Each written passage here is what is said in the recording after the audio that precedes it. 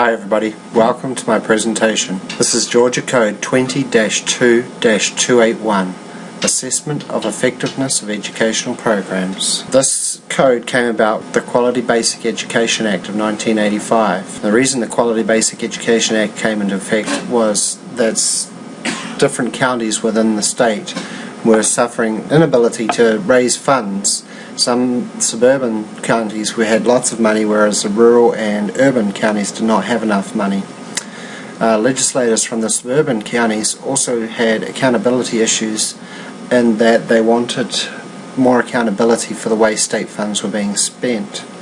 The final thing that helped to put this act into place is the report A Nation at Risk, in which it was reported that lots of states throughout the country were doing badly, but in particular Georgia was not doing well, and so the Quality Basic Education Act came into effect, which balanced out funds provided to the different counties from the state. This act stayed in effect until No Child Left Behind came along in 2001, and again with No Child Left Behind we have accountability issues. And so as part of No Child Left Behind, they wanted to make schools more accountable for the things they were doing. We have accountability. We also wanted to have the assessment of education programs to make sure that they were being effective for the students. From Kingdom's point of view, these acts came into effect from scarcity, conflict, ideological shift, and also from spillover. With the scarcity, it was the scarcity of funds, and so they had to do something so that the money was being spread evenly throughout the counties of the state. The conflict is in between the urban and rural counties and the suburban counties over that scarcity of money. The ideological shift is through A Nation at Risk and the thinking that America really needed to do something about its education systems. The spillover effect comes from several other states started to make major changes to their educational systems as well, and Georgia got involved in that. Alright, some of the key actors and driving forces. We're moving forward to No Child Left Behind and the reauthorization of the Quality Basic Education Act, and we have Governor Sonny Perdue. Now, he campaigned on an educational stance, and one of his big things with that was accountability. He wanted to make sure that the schools were accountable. He also had a desire to make Georgia the best managed state in the Union, and as part of that he also had a focus on customer service and making sure that he was servicing the customers of the state. The other actor was State Superintendent Kathy Cox, and she had a database decision-making model that she wanted to have. She wanted the state to be using data to make decisions about educational decisions about the programs that they were going to be doing, and she also had a focus on customer service.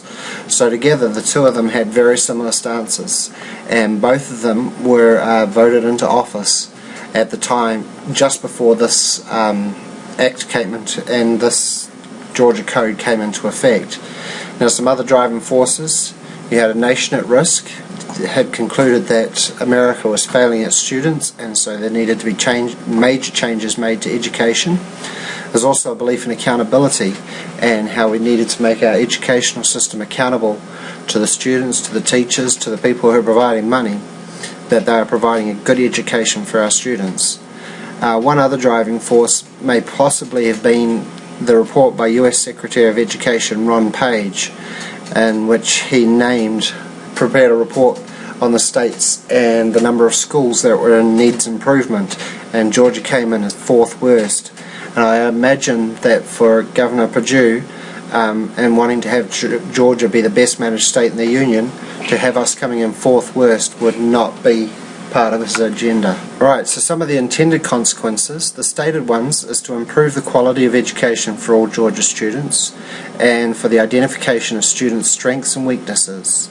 The unstated consequences is that the state was attempting to influence the way in which school districts, schools and teachers were educating students, making them change their practices, hopefully for the better. The unintended consequences. As we've seen in the news lately, we have unethical behaviour by educators.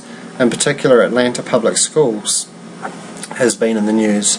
But this has also been the case in other states or districts where these high stakes tests have come into effect. An example would be the District of Columbia, where several schools are under investigation for cheating as well. Another unintended consequence is that there are decisions being made on individual students rather than aggregated results, and for those individual students from these tests, these high stakes tests, their educational futures are being decided as to whether they can advance or need special education services, or even if they get to graduate from high school. All of these decisions are being made by these one-off high stakes tests. So those are some unintended consequences. Benefits and drawbacks. Benefits that come with this Act and the high stakes testing system is that it's a really cheap way to keep track of what all the schools are doing and how well the educational program is working.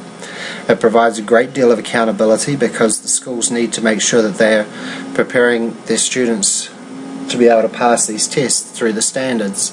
It also helps to encourage parental involvement in pressuring those schools to provide a decent education for their students, because the parents have the data from the tests reported to them.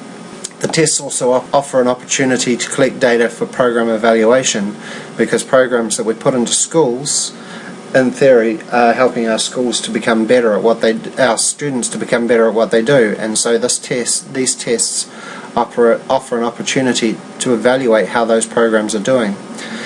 The other benefit is that it does and has been shown to improve classroom practices. Because the teachers are needing to prepare these students for these tests, they are putting better practices into place. Finally, another benefit of the testing program is that we can certify that individual students have met the requirements to be able to graduate into different areas or get a high school diploma. The drawback, of course, is that some students who are struggling are getting assessed on these individual tests, and other information is not being taken into account. There are students, for example, who don't do well in a testing situation, and we should be collecting information from their teachers, their grades, and those kind of things, but instead we're just using the tests. And the second drawback that I have there is pressure leading to unethical practices, such as the Atlanta Public Schools. So my conclusions and recommendations: we need to make sure that decisions being made about student advancement are made from a variety of sources. As I mentioned, we need to be thinking about teacher recommendations, we need to be looking at the grades they're getting in class, their involvement in the school community, and all the bits of information that we have about students before we make a decision about whether they should be advanced or not. And the second thing is that we should be looking to develop performance-based or critical thinking portions of this assessment.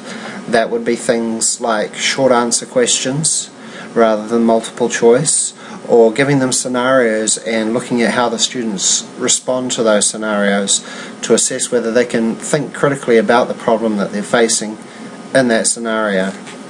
This will be more expensive than the testing as it currently is, but we will be better preparing our students and better assessing our students on the things that are important, both for the students now and for the students in the future as they go out into the workforce.